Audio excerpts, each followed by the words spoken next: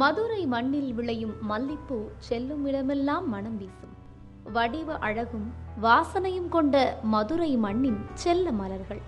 புகழ்பெற்ற மதுரை மல்லிக்கான புவிசார் குறியீடு அங்கீகாரம் 2013ஆம் ஆண்டில் வழங்கப்பட்டது. உலக அளவில் பிரசித்தி பெற்ற மதுரை மல்லி கடல் கடந்து சென்று மனம் வீசுகிறது. பெண்களின் தலையை அலங்கரிப்பது மட்டுமின்றி வாசனை திரவியங்கள், அழகு சாதன பொருட்கள் தயாரிப்பதற்காக மலேசியா, சிங்கப்பூர், துபாய், குவைத், இலங்கை மற்றும் மத்திய கிழக்கு நாடுகளுக்கும் ஏற்றுமதி செய்யப்படுகிறது. இந்தியாவில் 50க்கும் மேற்பட்ட வகையான மல்லிகை இனங்கள் வளர்க்கப்படுகின்றன.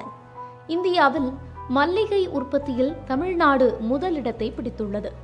மதுரை மாவட்டம் உசிலம்பட்டி மற்றும் அதன் சுற்றுவட்டார பகுதியான பொட்டல்பட்டி, கன்னியம்பட்டி, குப்பணம்பட்டி ஆகிய பகுதிகளில் மல்லிகை பூ விவசாயிகள் சுமார் 500க்கும் மேற்பட்ட ஏக்கரில் சாகுபடி செய்து பூ பறித்து வருகின்றனர்.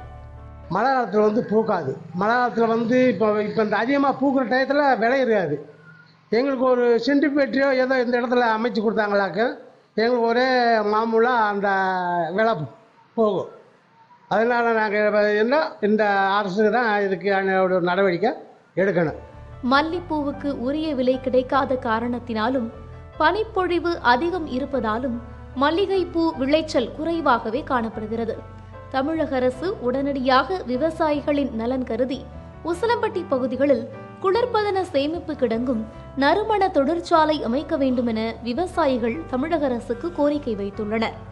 இந்த ஏரியாவில் பார்த்தீங்கன்னா ஒரு 500 ஏக்கருக்கு மேலே நிறைய பேர் மல்லிகைப்பூ சாகுபடி செஞ்சுட்டு இருக்காங்க. அதுவும் இல்லாமல் மதுரை மாவட்டம் எடுத்துக்கிட்டாலே மல்லிகைப்பூ தான் ஃபேமஸ்ஸு. ஒரு நாளைக்கு விலை அதிகமாக போகும், ஒரு நாளைக்கு விலை கம்மியாக போகும். அதுவும் இல்லாமல் முகூர்த்த நாளுக்கு மட்டும்தான் கொஞ்சம் விலை அதிகமாக போகும்.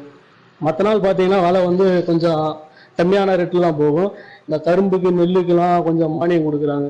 அது மாதிரி இந்த மல்லிகைப்பூவுக்கும் கொஞ்சம் நஷ்டீடு கொடுத்தா கொஞ்சம் நல்லா இருக்கும். அதேபோல தமிழக அரசு சார்பில் கரும்பு, நெல் விவசாயிகளுக்கு மானியம் வழங்கப்படுவதைப் போல மல்லிகைப்பூ விவசாயிகளுக்கும் மானியம் வழங்கப்பட வேண்டும் என்ற கோரிக்கையும் முன்வைத்துள்ளனர்.